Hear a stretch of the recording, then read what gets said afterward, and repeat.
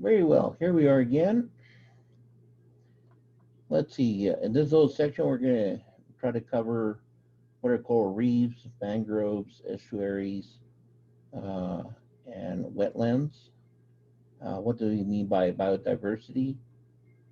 Try to identify regions of high biodiversity, and what are the main benefits of biodiversity. So good objectives. We're going to finish off fresh water. We covered we covered um, oceans just a little bit ago. So let's finish water here.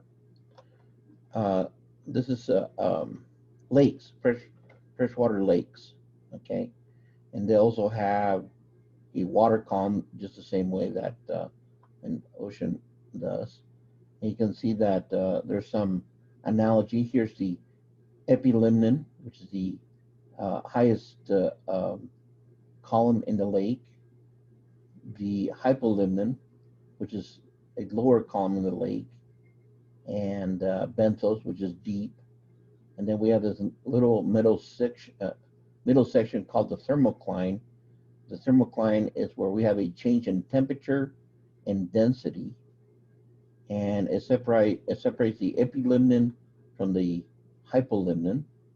Okay, and then just like in oceans, we have a littoral zone, which is where water washes on, and you have a transitional zone here due to the crest of the waves. Okay, so the epilimnin, as in oceans, is affected by wind and thermal convection and, and light. Okay, so this is where the phytoplankton grows, the lowest trophic level in the epilimnin. No surprise there. Okay. Um, Mixing between the epilimnin and the hypolimnin is minimized by this transition area, this thermocline. Like I said, this is a difference in temperature, a difference in density, and there's very little mixing between the epilimnin and the hypolimnin here. Fish can traverse it without difficulty, but phytoplankton usually stay here. There's very little transition of water between these two. Um, and the benthos usually just have like snails, worms, lancelets, that kind of. What's another good one? If you have fish, it might be halibut or catfish, bottom feeding organisms.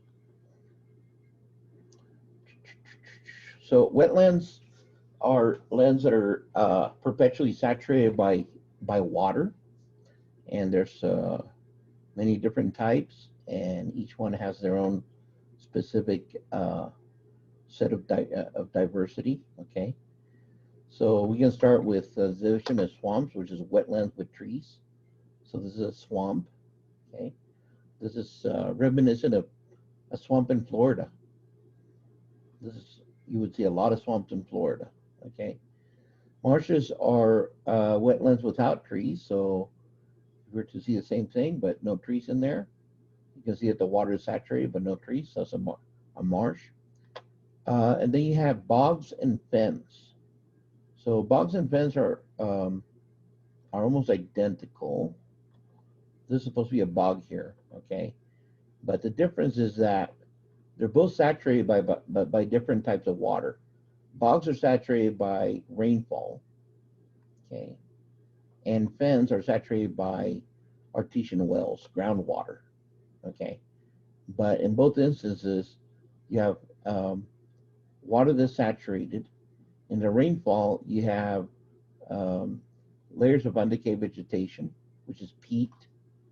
If you go to Ireland, bogs are very important to them because that peat is very old and it's is a great source of fuel for uh, for heat, for burning. So they actually take out shovels and they go out to old bogs and they harvest this peat and they burn it to cook. Now, fens, same concept, except that This groundwater means that the water is rich in certain minerals, and that means that they have a very specific type of plant and animal life, because that plant and animal life has to be able to live in whatever that mineral happens to be. So if you find unusual type of plants or animals, then you probably have a fan of some sort.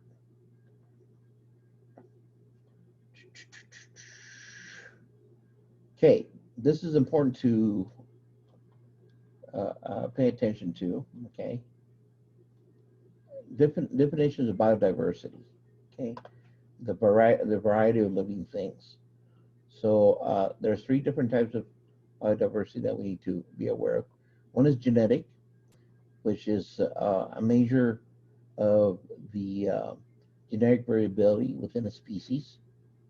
Species diversity, which is the different number of species within a community or an ecosystem.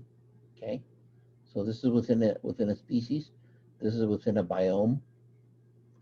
And then ecological diversity, I this one is better. I put this one here myself. This is a much better definition of ecological diversity.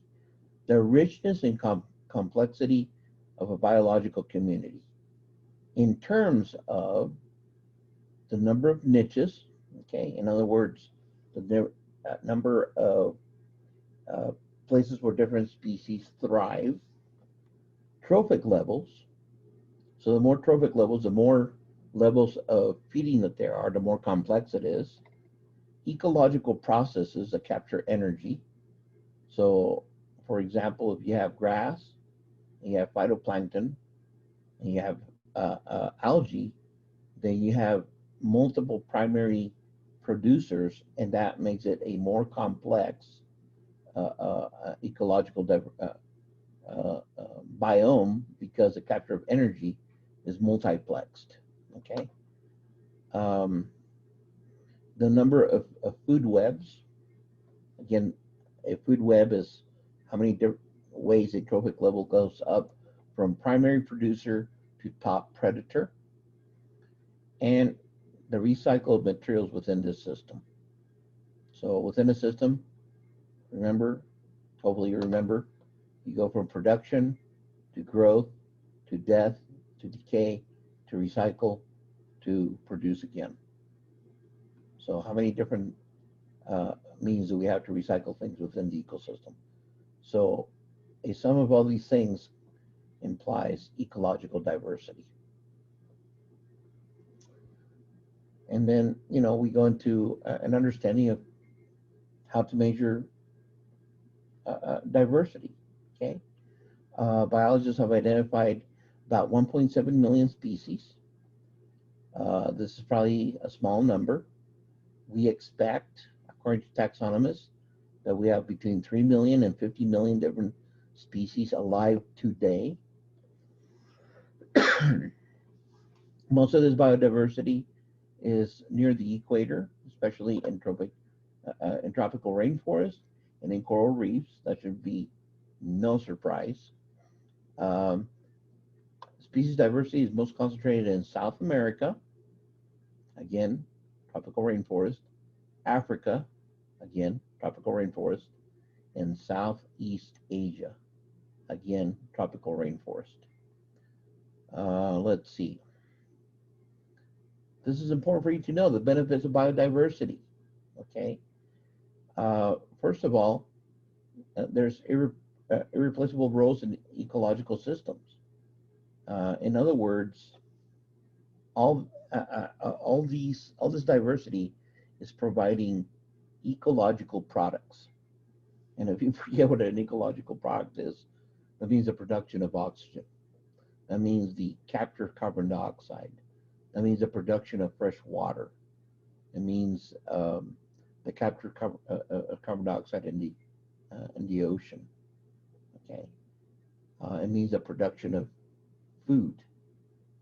Okay, so they have a role in providing ecological products. Additionally, they might be the source of drugs. Okay. Puridan, everybody uses it now, is from the saliva of Hirudine, which is a leech. Okay. One time we thought that only witch doctors use them. Now it is used clinically. Um, Digitalis, which used to be a plant that used to be used as a poison, is now used for cardiac patients. So, in short, we really don't know where the next drug or medicine is going to come from. Things that you might think are dangerous or terrible might end up being the next cure. You never know. And so, if you endanger the diversity that allows you to have this drug, you're in danger of the ability of us capturing this drug. Um, to this ends, I find it funny here. I don't want to be boring with you guys, so there we go. Um, if you're to if you're to go on Google and look up Medicine Man, you'll come up with, hopefully, this guy. I don't know if you guys, this is a pretty old movie, so you probably, I'm guessing most of you haven't heard of it. This is called Medicine Man. If you have a moment, you know, get some popcorn and watch Medicine Man. Okay, it's got Sean Connery and Lorraine Bracco, I guess. I don't know who she is, but you know who Sean Connery is. He's 007, right? He plays this guy. I mean, the whole movie is literally an advertisement. And the argument in the movie is that, you know, he's living in the jungles of South America, and he found a cure for cancer, for God's sakes. Found a cure for cancer. And then he lost it. And he's having trouble finding it, you know. And I'm not going to destroy the plot for you. You can watch it yourself. But uh, there's nothing that he can do that makes things better. Because if he doesn't find a cure for cancer, well, that's not a good answer, right?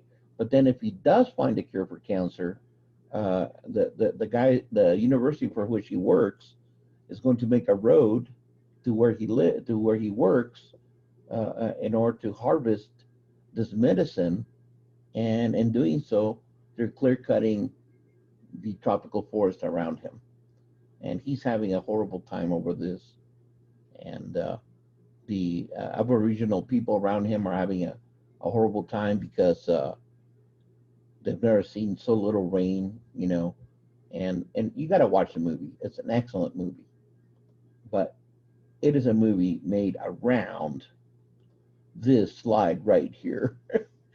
In other words, don't burn the tropical forest, because if you do, you might burn the plant or the insect or the frog or the monkey or the whatever that produces the next cure to cancer. Good argument, right? Okay. What other things? Well, some plants could make additional contributions to food supplies. We don't know. Okay. Um, in contemporary gene splicing, we have improved food production with genetically modified organisms. Let's not argue about a GMO right now. Let's just say the technology is there, and if we want to harness good genes, we have to prevent those genes from being burnt up. Okay. Um, Additionally, diversity means that there's bees, moths, bats, and a whole bunch of other pollinators that we depend on, you know, if we're having crops. We can't allow these pollinators to disappear. We're coming close to that. That is a nightmare. Um, I love this. Pharmaceutical products derived from developing world plants, animals, and microbes bring in more than $30 billion per year. That's actually a small amount of money when you look at the big picture, but it should be enough to keep somebody interested, right? Um, let's see. High diversity helps biological communities withstand environmental stress better, and they recover more quickly than those with fewer species.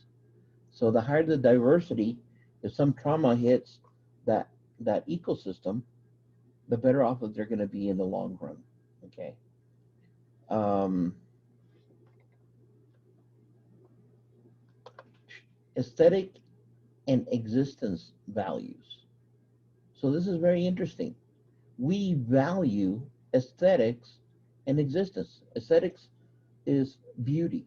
Existence is the existence of other organisms. Okay. So you got to love this. Nature appreciation is economically important.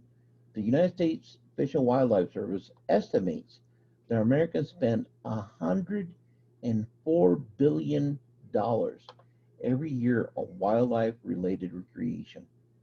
Do you see why I told you that that 30 billion a year was puny? That's why it's puny. If you think 30 billion is a lot, imagine you and I, Americans, we spend $104 billion in recreation each year. That's going to forests, that's going to wildlife areas, go hunting, go skiing, go snowboarding, whatever. Holy cannolis, that's a lot. This is 25% more than the $81 billion that we spend each year in automobiles. And we love our cars. So what we're saying is that we might love cars, but we like being in nature even more. So obviously, we must care. Okay. For for many people, just the idea that wildlife exists has value. This idea is termed existence value. Even if they will never see a tiger or a blue whale, many find it gratifying to know that they exist. I do. Makes me sad when a little baby seal gets killed. Now we're moving to what terrible people we are. Extinction, which is the elimination of a species, is a normal process of the natural world. However, human impacts have accelerated that rate recently. In geologic history, extinctions are common. Okay? Studies of the fossil record suggest that more than 99% of all species that ever existed are now extinct. 99%. Most of those species were gone long before humans came on the scene. So we're not to blame for everything. 99% of these species have disappeared before without our help. Periodically, mass extinctions have wiped out vast numbers of species and even whole families. Okay, so here's what we need to pay attention to. Between AD 1600 and 1850, human activities appear to have eliminated 2 or 3 species per decade. However, in the past 150 years, the extinction rate has increased to thousands per decade. So throughout history, we have been responsible for a couple. But in the last 150 years, when we have become industrialized, the rate of species extinction has increased significantly. Okay, this is important. Even though it's not in red, you should pay attention to it. Okay, the acronym is HIPPO. This is what causes species extinction: habitat destruction, invasive species, pollution, population of humans, and overharvesting. And you need to do your work on your homework because I'm not going to cover all of these in this lecture. Okay, I'm only going to cover a couple of them. The most important one, however, is habitat destruction, that H. Okay, um, So over the past 10,000 years, humans have transformed billions of hectares of former forests and grasslands to croplands, cities, roads, and other uses. So it's gotten really interesting because once upon a time when I used to lecture about an environmental science, um, soil erosion was a big deal. How do you prevent soil erosion? Um, and the reason is because we had a big problem in the United States not too long ago with soil erosion. And we, as usual, it was over harvesting. The fact that we got rid of everything in the soil, we got rid of all trees. I mean, it's a Lorax all over again, right? And we're our own worst enemies, you know. So all of a sudden, we're like, okay, we got to stop this from happening. So we need to plant trees again. We need to plant shrubs. We can't clear everything from the farmland. That's stupid. Okay. And so we used to talk about the different types of water and air erosion to soil. Now we don't even mention it. And the reason for that is because we are so overwhelmed by the fact that we're losing soil to habitat destruction, to what? To this right here, to the production of croplands, cities, roads, and other uses. Who cares if you lose a few kilometers of soil and erosion when you're going to lose 10 to 20 times for the local strip mall? Holy cannolis. So it is a production of these things that makes soil erosion a secondary issue. Now the fear is to restrain this habitat destruction that we have engaged in. Sometimes we destroy habitat as a site of resource extraction, such as mining, dam building, and indiscriminate fishing methods. This first one is very, very important. Not necessarily mining, but this horrible thing that we do called fracking, pumping salt water into the soil to bring residual oil up from shale. Scary stuff. Talk about destroying the ecosystems for no damn good reason. But we're doing it. Okay. Overharvesting depletes or eliminates species. So let's see. Overharvesting is harvesting more individuals than can be replaced. In other words, harvesting to the point that the population is no longer sustainable. Okay. Um, it's important that we know that overharvesting by us affects animals and plants. Um, it's important that developed countries are the principal importers of endangered species. Big surprise, us. You know, everybody gets angry at the elephant poacher, but they don't make the connection that the reason that there's elephant poachers is because there's some nincompoop in the United States is willing to pay ridiculous amount of money for ivory keys on their piano. Stop it. You, what are you doing? You know, um, people say that they're animal lovers are the main contributors to the trade. Why? Because they're taking animals that they are not trained to take care of out of their indigenous environment. It's ridiculous. And the principal exporters of endangered species are also developing countries. So we are terrible because we take animals and we also send them to other places. So terrible things. This is important to look at. Fish stocks have been seriously depleted by overharvesting in many parts of the world. I find no way other than to read this. A huge increase in fishing fleet size and efficiency in the recent years has led to a crash of many oceanic systems.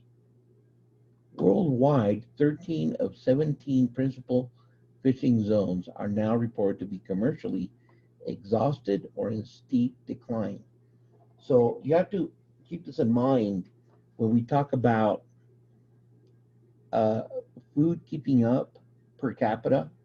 Remember how we had that beautiful conversation last week? And even though humans are growing at an exponential rate, our food is staying at the same. It's not only keeping up with the population increase, it's surpassing it. Remember that? That is true of agriculture. That is true of things that we grow. But of things that we harvest, that is not true. And if we're not careful, we're going to end up at a carrying capacity that's going to make these resources a thing of the past. And that would be terrible. Okay. At least 3/4 of all commercial oceanic species are overharvested. 3/4. Canadian fisheries biologists estimate that only 10% of the top predators, such as swordfish, marlin, tuna, and shark, remain in the Atlantic Ocean. Only 10%. Ground fish, such as cod, flounder, halibut, and hake, also are severely depleted. You can avoid adding to this overharvest by eating only abundant, sustainably harvested varieties. And here's a funny part. I don't know if you guys know this, but our local fish and wildlife um, is always growing something locally. Shoot, I encourage you guys to learn about the environment by going and volunteering for the local fish and wildlife. The things that they do are incredible. They for whatever reason, they don't market well. They have difficulty conveying their accomplishments to the community, which is unfortunate. A lot of us suffer from that. But um, the amount of fish that they grow, so that Americans can go fish it and not get rid of sustainable populations, is incredible. I mean, they should. It's just incredible, and the work involved is ridiculous. So I encourage you that if you have time to go out there and help these guys locally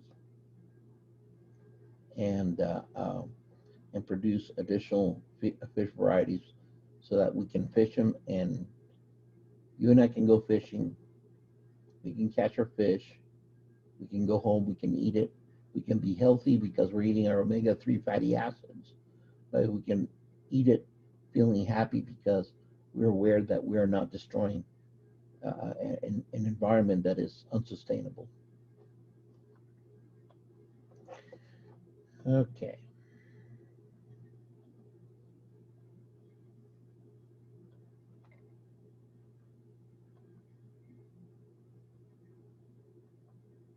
I'm going to leave it right there, and we'll start on the next session here.